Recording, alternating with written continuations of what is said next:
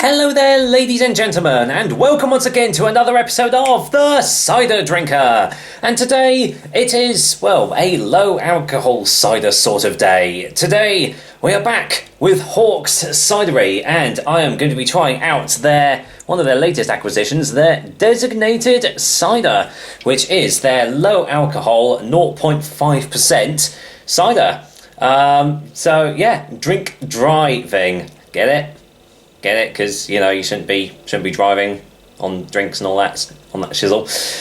So yeah, there we go. I must say, I've had quite a lot of low alcohol and alcohol-free ciders on this channel now, and to be fair, pretty much all of them have just tasted exactly the same. Essentially just like sparkling apple juice. And a lot of people say that is what alcohol-free or low alcohol cider basically is. It's just apple juice. Is this going to be any different? Is this going to reinvigorate and reinvent what a low alcohol cider should be? Well, we'll find out if you keep on watching. So, non-alcoholic cider? So, apple juice then? No. This cider starts its epic journey as a juice, of course. London-pressed East Country apples are this blend's fuel. We ferment a crisp and juicy cider at a low ABV to trap freshest of apple flavour in the can. Little bit of a typo there, to trap the freshest of apple flavour in the can. This cider is a rebellion against booze and liquid proof that flavour shouldn't be a compromise. Designated Cider, buckle up and cider on. This is suitable for vegetarians, as all the Hawk's ciders are. It's got tasting notes on the side here. Now, like all low alcohol ciders, or alcohol-free ciders, it has ingredients: water, cider, apple juice, sodium bisulfite. That's it. Apparently it's got 17 calories per 100 grams. All values per grams. That's interesting. And obviously you can see it comes in 330ml cans right here. So, yeah, I must say I do like Hawk's designs on the front. They're very eye-catching and everything. But it's what's inside the can that counts. So let's find out.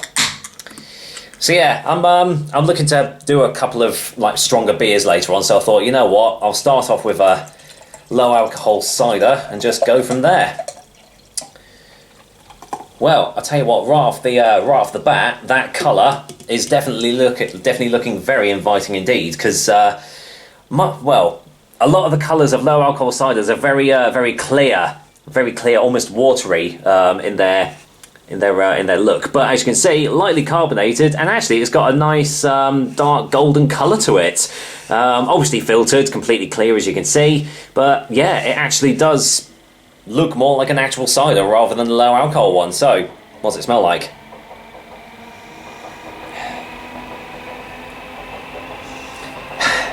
Yeah, unfortunately, it has the same smell as basically every low alcohol cider has. Just basically apple juice,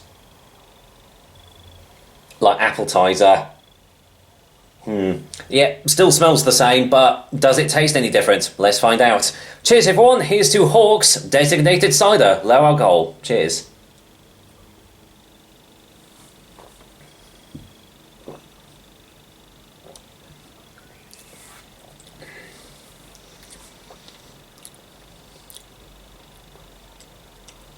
Okay.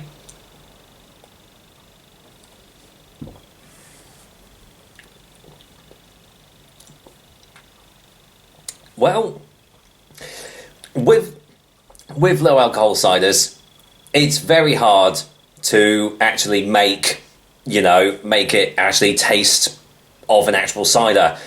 This is definitely the closest I've had to it tasting like an actual cider.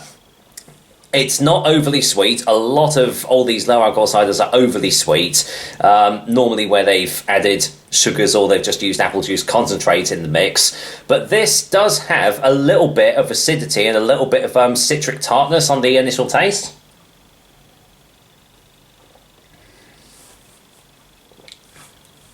Obviously, it's still got the hallmarks of a low alcohol cider. It still does taste a little bit of apple juice. The body is pretty watery, as with most of these things are.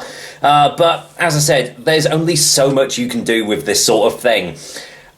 Credit to Hawk's, they have come the closest that any company has come that I've had so far to actually making a low alcohol cider that does taste like the actual thing.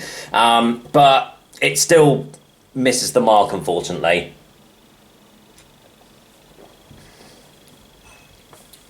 I mean, there's nothing wrong with it at all.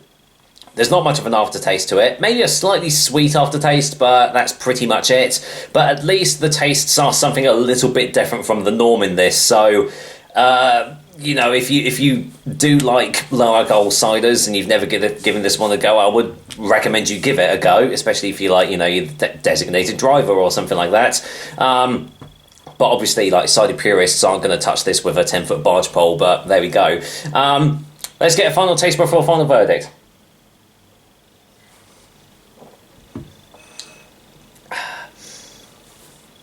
Okay, so it's refreshing, you know, it is juicy, it's got slightly different tastes to it initially, you know, a nice little bit of tartness to it, a hint of dryness on the tongue, to be fair, but as I said, it's a bit of a grey area, the old low alcohol cider market, for things to actually taste like they should. This is definitely the closest it's come. So let's get the chalks out, let's get the board around here, and for a final verdict I'm going to go and give Hawke's designated cider low alcohol cider a 5 out of 10.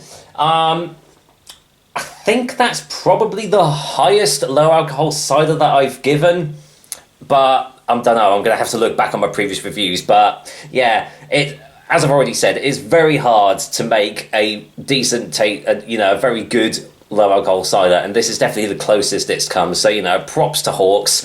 But yeah, as I said, it's a low alcohol cider, and it does still have the hallmarks of a low alcohol cider. So there we go. That's another episode of The Cider Drinker for you guys. I hope you liked it, and as usual, I will be back with another delicious and tasty cider soon. Until then, well, there we go. This is just prepping me for the rest of the day's drinking. So cheers, Hawke's, and take care, guys. Till next time.